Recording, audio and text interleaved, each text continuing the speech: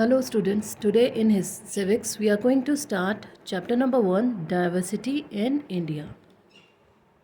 Diversity in India means हम देखते हैं कि इंडिया के अंदर बहुत सारी विभिन्नताएं पाई जाती हैं, ना सिर्फ लैंग्वेज के अंदर, क्लाइमेट के अंदर, हमारी वेशभूषा, पहनावा, बोलचाल, हमारे कल्चर्स, हमारे रिलीजियस, सब में विभिन्नताएं देखने को मिलती हैं, लेकिन फिर भी हम लोग सब एक साथ रहते हैं। इस चैप्टर में हम वही डिस्कस करेंगे कि इंडिया में किस तरह से कौन कौन सी विभिन्नताएं देखने को मिलती हैं। Imagine you have move to a new country and are surrounded by many different peoples from different state, countries and cultures. Imagine करो कि आप एक नई कंट्री के अंदर गए हो जो कि बहुत सारे डिफरेंट लोगों के से जहाँ पे बहुत सारे डिफरेंट लोग हैं, जहाँ डिफरेंट स्टेट्स हैं, कंट्रीज़ हैं, उनके कल्चर सारे डिफरेंट हैं। How would you adjust to the new environment? आप उस न्यू एनवायरनमेंट में अपने आप को कैसे एडजस्ट करोगे? Just as a natural environment has different flora and fauna, it has different people too. जैसे कि हम हमारे नेचुरल एनवायरनमेंट में देखते हैं कि बहुत सारे पेड़ हैं, बहुत तरह के जानवर हैं, सब कुछ है। उसी तरह से ये दुनिया बहुत सारे लोगों, अलग अलग तरह के लोग भी हैं। A diversity of thing is a range of things which are very different from each other. Our societies, neighborhoods, and classrooms are diverse because people from different part of the world live together in a single community. हमारी जो societies हैं उसके अंदर हमारे आस पड़ोस में देखो, हमारी क्लासरूम्स देखो, उन सब में अलग अलग तरह के लोग, अलग अलग तरह की कम्युनिटीज़ देखने को मिलेंगी। इस कम्युनिटी के अंदर डिफरेंट वर्ल्ड के डिफरेंट पार्ट्स में they all speak different languages, wear different clothes and follow different religions. वो अलग तरह की लैंग्वेजेस बोलते हैं, अलग तरह के कपड़े पहनते हैं, अलग अलग रिलीजन्स को फॉलो करते हैं. Diversity in India. India is a vast country with diverse geographical, culture, religion, festival, language, dress and food. India एक बहुत बड़ा देश है जहाँ पे बहुत सारी विभिन्नताएं देखने को मिलेंगी, चाहे वो जोग्राफिकल हो, हमारे जो वातावरण है उसमें देख लो, हमारे रिलीजन्स में देख लो, हमारे फेस्टिवल, लैंग्वेज, ड्रेस या फूड में देख लो. हर स्टेट का अपना एक रिलीजन है, उसकी अपनी लैंग्वेज है, वहाँ का खाने का कल्चर अलग है, वहाँ के इसका नाम क्या, ड्रेसेस अलग हैं. People must respect these differences and to celebrate the diversity of India.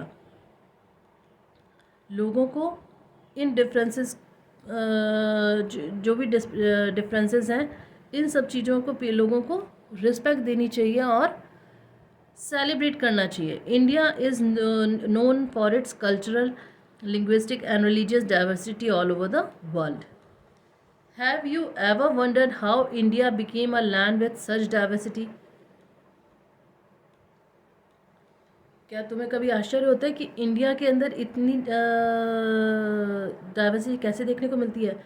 If we look back in history we can understand the factors that have contributed to its rich culture. Earlier, people from distant religion visited India for conquest and adventure or trade.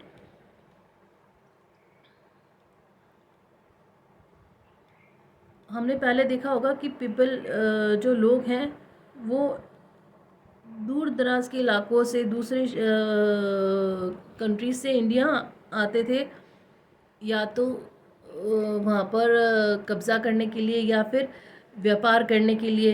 These people influenced India food, clothes, language, building and culture. This fusion of diverse culture came together to form the present India. जो लोग बाहर से आते थे उनके अपना खाना, उनका अपना रहन सहन, पहनावा, तरीका, बोली होती थी. इन सब का फ्यूजन जो है वो हमारे प्रेजेंट इंडिया के अंदर देखने को मिलता है. Each period of history had a distinct influence on the lives and culture of India. Geographical diversity. There are 6 physical divisions in India, and each of them contributes to the geographical diversity of the country. These divisions are Northern Mountains, Northern Plains, Great Indian Desert, Peninsular Plateau, coastal plains and islands. The fertile coastal plains and the ghats along the coastline of India have attracted traders who come for spices such as pepper and cardamom since the ancient times. India के अंदर 6 physical divisions देखने को मिलते हैं और each of them contribute to the geographical diversity of the country, और ये सब इंडिया की जो जोग्राफिकल डाइवर्सिटी है उसके अंदर कंट्रीब्यूट करते हैं. These divisions are northern mountain, northern plains, great Indian desert, peninsular plateau, coastal plains and the islands. The fertile coastal plains and the ghats along the coastlines of India have attracted traders who come for spices such as pepper and cardamom since the ancient times. इन सब की वजह से India के अंदर जो व्यापारी हैं वो हमेशा इंडिया की तरफ अट्रैक्टेड रहे, क्योंकि इंडिया के जो स्पाइसेस थे, जो मसाले थे, वो वर्ल्ड में बहुत फेमस थे, जैसे कि पेपर, काली मिर्च, इलायची. अभी से नहीं, जब एंशिएंट टाइम से, पुराने टाइम से. The geographical diversity lead to diverse climate conditions, fauna, flora and the way of life. People living in the different religions have different food habits, clothes, occupation and custom influenced by the region and the climatic conditions of a place. जो लोग अलग अलग regions के अंदर जो India में रहते हैं, उनकी सबकी अपनी फूड हैबिट्स हैं. मतलब उनका खान पान, उनके कपड़े, उनके का व्यापार, उनके कस्टम उस रीजन के और उस वहाँ की जो क्लाइमेटिक कंडीशंस हैं उसके अकॉर्डिंग अलग डिफरेंट हैं. Different rulers in the India influence its culture greatly and introduce new dishes with potatoes, tomatoes and chilies. Economic diversity. The economic conditions of the people is determined by the region in which they live. Agriculture, which is a main occupation in the country, is the basis of the livelihood of the people. In the plains, where food crops grow in plenty, people depend on farming for their sustenance.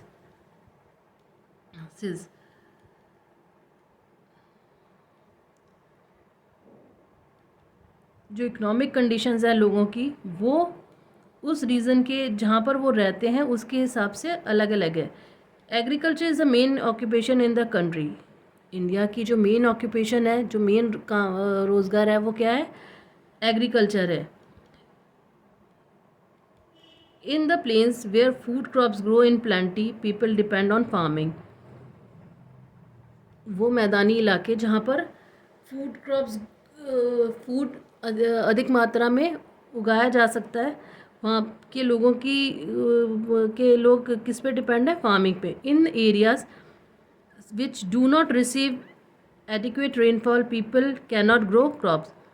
वो area जहाँ पर बारिश अच्छे से नहीं होती, जहाँ पे बहुत बारिश नहीं होती या बहुत कम बारिश होती है, वहाँ पर लोग क्रॉप्स को ग्रो नहीं कर सकते, फसल नहीं उगा सकते. Factories and industries provide jobs for people usually in the area which are rich in mineral sources. और वो इलाके जहाँ पर अधिक मात्रा में मिनरल्स पाए जाते हैं, वहाँ पर मोस्टली हमको क्या देखने को मिलेगा? वहाँ पर फैक्ट्रीज़ होंगी या बड़ी बड़ी इंडस्ट्रीज़ होंगी. मैनी पीपल मेक हैंडीक्राफ्ट्स और depend on other occupation such as livestock rearing and mining. इसके अलावा लोग हैंडीक्राफ्ट्स बनाते हैं, हाथ से बने हुए बर्तन बनाएंगे, चीज़ें बनाते हैं, और इसी तरह से दूसरे ऑक्यूपेशंस पे भी डिपेंड होते हैं अपनी रोज़ी रोटी कमाने के लिए.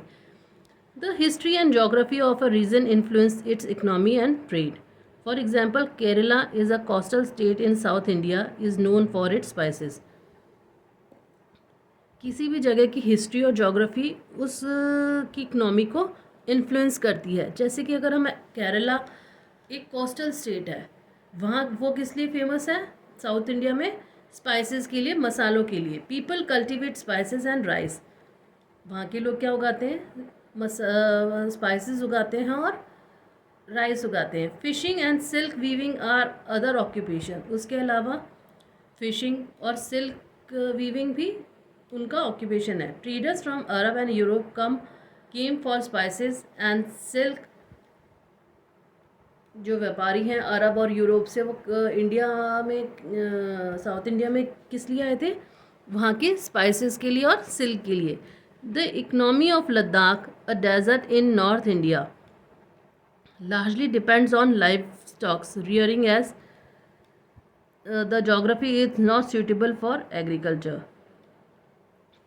जो लद्दाख की जो इकनॉमी है, the economy of Ladakh desert in North India largely depends on livestock rearing as geography is not suitable for agriculture. क्योंकि वहाँ पर की जो ज़मीन है वो एग्रीकल्चर के लिए सुटेबल नहीं है।